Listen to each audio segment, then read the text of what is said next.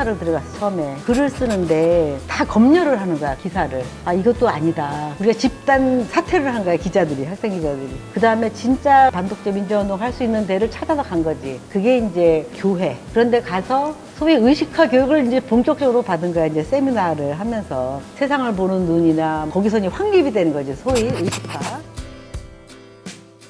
구치소에 들어갔을 때 서울구치를 통틀어서 학생운동에 참여한 학생들이 아마 100여 명 들어와 있었는데 그중에는 제일 고참이었다. 형사들이 따라다니는 처지였으니까 국가대학을 다니는 사람이 운동권에 참여하는 경우는 많지 않았고, 나처럼 투옥이 되는 경우, 학교에서 제적되고 투옥되는 일은 정말 천당에서 지옥을 떨어지는 일 같은 거니까 그때 당시에는 아주 희귀한 일이었지. 그때는 뭐 긴급조치 막 이래가지고 그때 막걸리 긴급조치라고 할 정도로 술집에서 욕하면은 뭐 잡혀가기도 하고 뭐 유인물 하나 가지고 있어도 잡혀가는 막 그런 시대였기 때문에 나 대학 갈 때는 이미 이제 독재 정권의 아주 엄혹한 시절이었기 때문에 반독재 운동을 한다고 생각을 했는데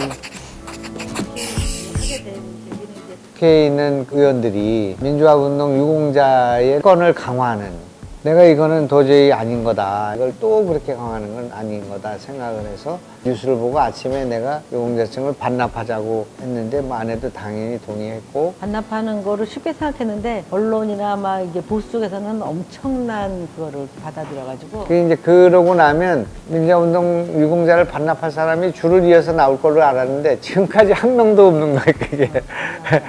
그러니까 그때 연금도 우리 생각이 다 옳은 것은 아니다 라고 생각하는 것은, 그 사이에 이제 러시아도 무너졌고 중국도 여러 가지 과오가 인정이 됐고, 제일 큰 의심은 우리 운동권의 논리 가운데 한국 경제가 곧 망한다는 논리였거든요. 뭐 여러 가지 이유가 있어서 한국 경제가 곧 망한다는데 계속 기다려도 망하지가 않는 거예요. 전두환이가 집권했는데 더 경제가 더 좋아지는 거예요. 그래서 우리의 생각이 좀 잘못된 거 아닌가. 박 대통령이나 전두환 그 이후의 세대에도 과도 있지만 공이 훨씬 많은 분이구나라는 생각을 갖게 됐고, 이제 곽정희 대통령이 없었으면 나라가 이렇게 부강하게 될 수가 없었던 거구나, 그런 생각을 하게 됐고, 그래서 이제 전체적으로 다시 우리가 갖고 있는 생각을 반추해 볼 때 우리가 뭐를 몰랐느냐면, 대한민국이 세계에 수출을 많이 하고 그런 나라가 됐는데 우리는 글로벌한 그 세계가 얼마나 넓은지에 대한 생각이 없고 우물한 개구리처럼 생각했고, 대한민국의 시장의 크기와 시장의 힘이라는 걸 과소평가해가지고 조롱하거나 냉소했지만 기업들의 힘은 왕성했다는 거. 또 우리는 경영을 모르고 자본가들이 노동자를 착취하고 이용하는 그런 기술이라고 생각하고 탐해했는데, 나중에 보니까 세계 정세를 몰랐고 너무나 편협한 생각을 가졌고 노선을 수용하기 시작했죠.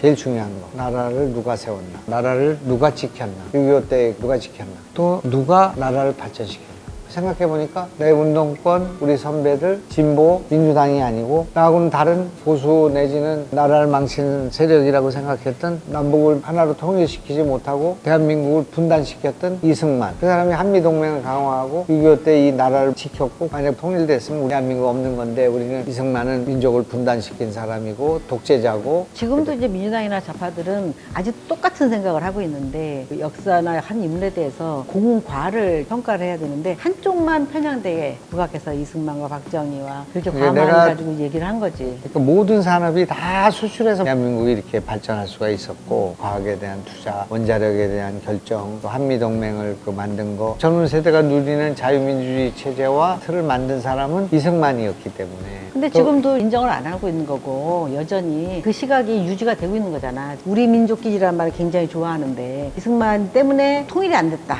그렇게 얘기하는 게 그들이 말하는 통일이 뭐냐. 그걸 이제 깊이 들어가 보면 조선민주주의 인민공화국으로 통일이 되더라도 통일이 된 게 더 필요했는데 그거를 이승만이 막았다. 사실은 그렇게 돼서 통일이 됐으면 좋았을까? 아니잖아. 아닌데 계속 그런 관점을 유지하고 있거든. 그 나라를 세울 때 국민 투표를 하거나 여론의 동향을 보면 우리나라 국민의 75%가 인민민주주의를 해야 된다고 생각해요. 사회주의자들이 그만큼 많았었던 거고. 그러니까 좌파가 그렇게 많았던 거예요, 이 나라가 원래. 그럴 수밖에 없었던 게 그 당시에는 사회주의가 굉장히 이상적인 이념으로 융성할 때였기 때문에. 일본 제국주의에 반대하는 건 사회주의였기 때문에 그때 당시에는 웬만한 사람은 다 사회주의, 진보 이런 쪽에 가 있었던 상황이었는데, 공산주의는 안 된다는 철저한 인식을 갖고 있던 이승만이 헌법의 내용을 자유민주주의와 시장경제라는 큰 깃발을 갖다 꽂은 거예요. 기적적인 일이라고 그 봐야지. 아슬아슬한 기적 같은 거.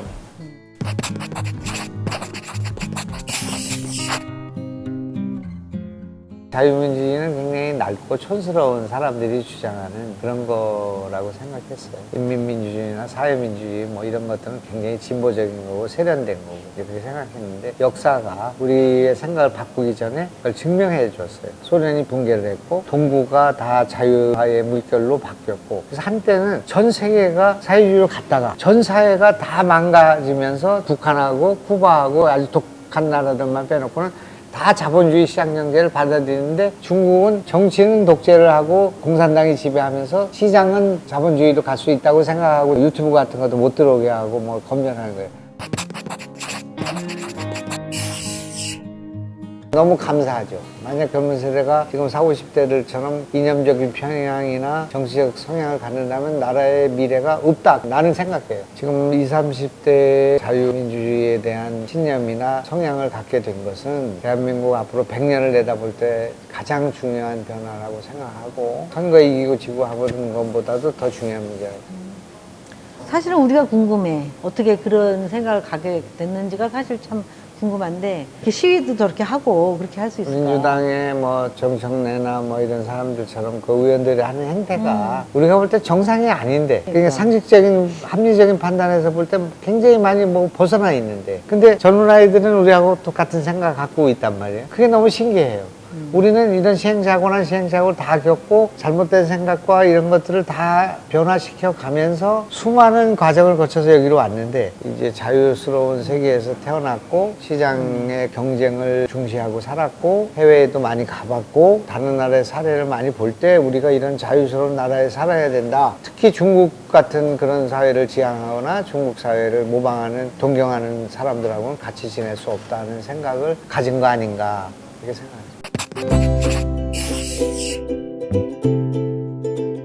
민주화 운동은 몰라도 꿈을 펼치는데 많은 시간을 헛됐다고 말할 수는 없지만 너무 오랜 시간을 거기다 버렸다고 난 지금 생각해요. 그러지만 이제 젊은 후보가 됐을 건데. 독재 정권 하에 그렇게 있다 그러면은 또 할 것 같기는 해. 할 것 같긴 한데 그래도 참 불행한 일이라고 생각해서 난 좀 더 자유롭게 살고 싶고 뭐 하고 싶은 일이 많았는데 그때는 그런 생각을 할 여지가 너무 없었기 때문에 선택의 여지가 없었기 때문에 그렇게 했지. 다시 돌아가고 싶진 않지. 길거리에 나와서 시위하는 애들도 지금은 굉장히 신념을 갖고 하지만 인간은 완벽하지 않고 자기 생각이 100% 옳은 게 아니기 때문에 늘 여지를 두고 자기를 객관화하려는 노력은 해야 된다고 생각해. 감사합니다. 네, 빨리 갑시다. 선거운동 하러.